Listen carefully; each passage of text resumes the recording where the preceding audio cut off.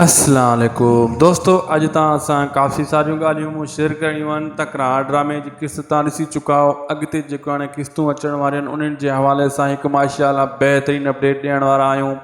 अॻे किस्त में छा थियण वारो आहे? तकरार ड्रामे जी अॻी किस्त में दोस्तों हाणे कंहिं न कंहिं अदाकार खे त गुम करण वारा आहिनि, छा भावल या मीर या वरी को ॿियो अदाकार, जंहिंजे करे वरी ड्रामे खे जीअं चांस मिले या वरी वक़्त खे पूरो करण वारा आहिनि।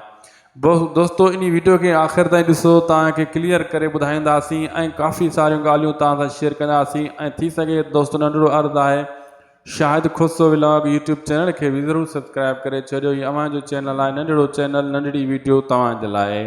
दोस्तों हलूं था पंहिंजे कम जी ॻाल्हि कयूं था। दोस्तों मां तव्हांखे ॿुधाईंदो हलां त फ़िलहाल अदाकारनि मां अॻिते हली कंहिं न कंहिं अदाकार खे हितां कढंदा। थी सघे थो दोस्तों वक़्त जो टाइम पूरो अची थिए या वरी भावल जो अॻिते हली, फ़िलहाल वरी अॻिते हली बख़्शल के भी हेॾे होॾे करे सघनि था। बाक़ी कुछ किस्तनि ताईं अचण वारनि किस्तनि ताईं इहे हिते ई पिया फिरंदा। ऐं तव्हांखे मां ॿुधायां दोस्तों, मूसा खे ऐं जेको आहे दरिया ख़ान खे केरु छॾाईंदो? बिल्कुलु दोस्तों सिजावल ख़ान छॾाईंदो। इहे शर्तूं नवाब ख़ान खां मञराए करे सिजावल ख़ान इन ॿिन्ही दोस्तनि खे आज़ादु कराईंदो, केस ख़तमु कराईंदो इन्हनि जा, ऐं इन्हनि सां संगत इन जी वरी वधी वेंदी। मूसा ऐं दरिया ख़ान अचण वारनि किस्तनि में दोस्तों अन क़रीब इहे जेल मां रिहा थी वेंदा ऐं वरी इते ई घुमंदा, साम्हूं घुमंदा।